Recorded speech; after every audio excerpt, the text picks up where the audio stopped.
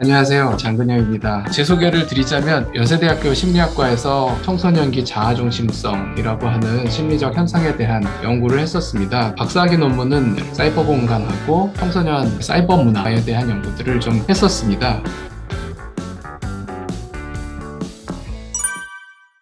코로나와 MZ세대 이야기를 진행하도록 하겠습니다. 프랜시스 갈톤 혹은 골턴이라고 들어보셨을 겁니다. 찰스 다윈의 사촌 동생인가 그래요. 여러 분야에서 지금까지 우리 삶에 많은 영향을 미치는 의미 있는 연구들을 했습니다. 이분이 한 대표적인 연구 중에 하나가 지문이 사람마다 다 다르다는 걸 처음 발견한 사람이에요. 그리고 또 유명한 게 지능의 유전에 대한 연구였습니다. 연구 중에 하나가 기억에 관한 연구가 있습니다. 자기의 기억력이 얼마나 대단한지를 한번 알고 싶었어요. 그래서 여러 쪽지에다가 아무 단어나 썼습니다. 뭐 커피, 케이크, 책상 뭐 이런 여러 단어를 쓰고요. 단어들을 보고 떠오르는 기억을 전부 다 써보기로 한 거예요. 그래서 처음에는 한 200개의 기억을 떠올렸었는데 그 200개의 기억 중에 100개가 넘는 기억이 계속 반복적으로 떠오르는 거예요. 그리고 또 하나가 최근의 기억이 많이 떠오르는 거죠. 그래서 내가 어떤 단어를 보고 떠오른 기억이 내 생애에서 언제쯤에 있었던 일인지 그걸 그래프로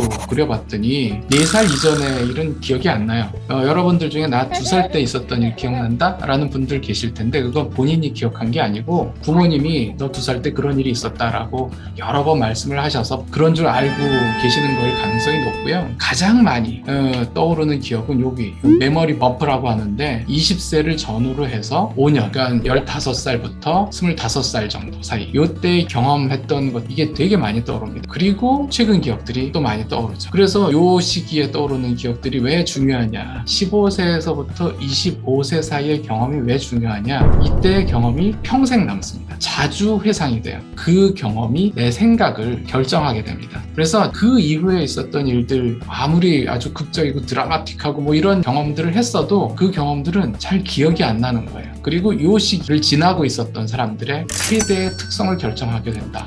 베이비 부머 세대까지만 해도요, 세대의 특성이 되게 균일했어요. 비슷한 경험을 하고 비슷한 시대를 다 같이 살았어요. 그런데 X세대부터는 동시대 경험이라는 게 조금씩 분열이 돼요. 그래서 내가 X세대라고 스스로 생각하는 사람이 줄어드는 거예요. 밀레니얼 세대, 여기부터는 더 그게 심해지죠. 그리고 G세대는 정말 심할 거라고들 예측을 해요. 동시대 경험이 그만큼 달라진 이유가 뭐냐? 온라인이 있습니다. 나중에 설명을 드리고요. 일단 이 MZ세대를 그럼 왜 같이 묶어서 부르느냐, 그냥 편하니까 그런 거고, MZ세대 본인들은 전혀 동의를 안 할 겁니다. 이제 손에 들고 다니는 인터넷이 어디에나 있는 게 기본인 그런 세대라고 할 수가 있죠. M세대는 모르겠지만 G세대만 해도요, 성장하는 환경은 그 어떤 세대보다도 좋습니다. 부모님은 집도 있고 차도 있고 자식도 있어요. 그게 당연해요, 부모님 세대는. 근데 G세대는 집이 없어. 그러니까 결혼할 가능성도 예전에 비해서 훨씬 낮아졌고 아이를 가질 가능성은 그보다 훨씬 더 낮아졌습니다.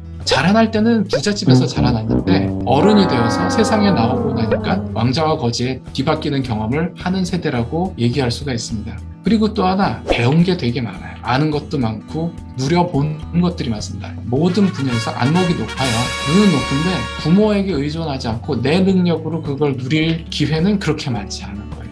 아예 뭔가 맛있는, 엄청나게 맛있는 음식이 있다는 걸 모르는 사람들은 그걸 먹지 못하게 되었다고 해서 좌절을 하지 않습니다. 그런데 다 한 번씩 누려보고 조금이라도 맛을 봤는데 내 능력으로는 그게 안 된다 라고 하면 엄청난 좌절이 되죠. 또 하나가 학력이 인류 역사상 가장 높은 세대잖아요. G세대가 경험한 것도 많고 공부한 것도 많고 아는 것도 많은데 직장에 들어가면 자기보다 아는 것도 적고 견문도 짧은 그런 상사 밑에서 일을 해야 돼요. 게다가 그 상사가 9세대의 가치관을 마구 강요하는 꼰대 상사일 가능성이 엄청나게 높습니다. 무식한 꼰대 상사한테 시달려야 되는 부잣집 출신 도련님인 거죠. 화가 나는 거죠. 그런 좋은 점과 나쁜 점을 같이 가지고 있는 세대라고 할 수가 있습니다.